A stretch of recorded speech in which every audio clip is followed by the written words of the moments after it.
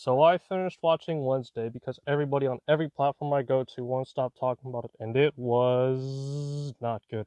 It was not good. For context, I'm vaguely familiar with the Addams Family enough. I've watched a bit of the 60s sitcom when I was in middle school, and I'm somewhat familiar with the 90s film, although I haven't seen it, but I'll probably check out sometime. Well, when I have the time, that is. I should also say that I was excited to hear that Tim Burton was attached to the project of all people, and that definitely got me excited since I basically grew up on the man's work. Nightmare Before Christmas and Beetlejuice are among some of my favorite films from him. I watched the Alice in Wonderland films that he made some time ago, although I don't remember them being that good. I'll probably rewatch it again at some point. I watched his Batman films, and I still thoroughly enjoy Corpse Bride and Frankenweenie. Now, I don't think he's an outright amazing director, but I'm always a sucker for anything he's involved in. So when I saw this, I was quite baffled by it just in the first episode alone. I already had my expectations lowered. I have absolutely no problem with old properties being reworked for the new generation, but the mentions of social media platforms and gossips make it seem almost like pandering towards that crowd and almost takes you out of this world that they want to set up. Nonetheless, the whole Academy setting of it already really doesn't make it feel like an Addams Family property. It just feels like generic, stock, young adult or teen fiction that is supposed to be as relatable as possible to appeal to our younger audience. My main problem is, did it really need to be centered around the Addams Family for this whole Academy setting? At this point, I just don't see why it isn't just something original, but oh, we need to cash in on this property with this property that the older people know from the 60s and the 90s and Jenna Ortega. You could try Netflix, but you can't trick me into liking your show into goth Jenna Ortega dancing, but it seems you got most of the internet too.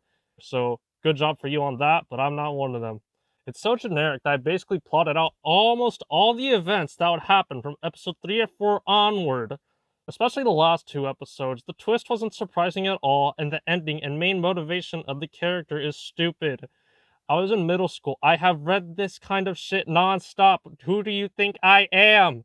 Also, through the first half of the series, there's this love triangle shit that I'm sick of.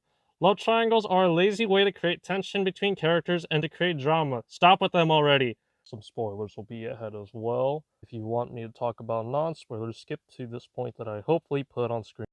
Throughout most of the series, Wednesday is constantly accusing this guy of being the big, scary, oogie boogie man throughout, and we as the audience know he's not the killer, obviously. Like, just get to the point.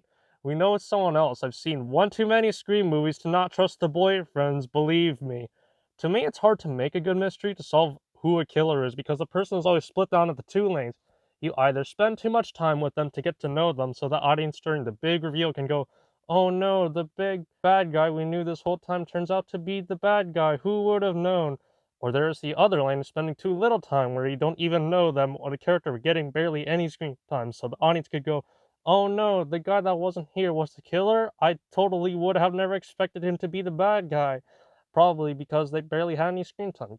Idiot. CGI isn't horrible. I've definitely seen worse, but when the boyfriend was switching into the Hyde creature, I could not help but find it so hilarious.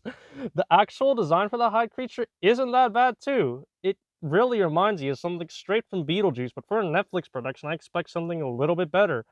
The big plan that our main villains also use by the finale is to summon the undead zombie man who killed all of our species of outcasts. Oh no. To me, it also seems ironic that to kill these outcasts who have special abilities you need to resurrect a dead ancestor with some spells or some shit, that it becomes a fucking firebender. Like, what the fuck? I could not help but laugh at this little Avatar The Last Airbender shit going on from the fucking 17th century zombie. Plot lines also don't really go to much places. They're kind of just there, like the one about Gomez murdering some kid that I forgot about. It probably would have been better without that since it really went nowhere and I really didn't care all that much for it. Okay, I'm done ranting. I should probably talk about some positives. I like some of the shots that are in here and the choice of colors. They do use the camera nicely in some scenes, and I also appreciate some comedic timings of the characters too. Oh yeah, since I mentioned Jenna Ortega a while ago, some of the casting choices are pretty good in my opinion. I think the cast is all really good with what they're given. Some of the standouts to me being Gwendoline Christie, Luis Guzman, sorry if I butchered that, and of course Jenna Ortega, our main star, and star of the internet. I couldn't get much out of this series, and it feels too stock and bland, and I don't get the whole Addams Family coat of paint. I would say I recommend it to the kind of people who are into the young adult academy type shtick. I don't know, I didn't like it.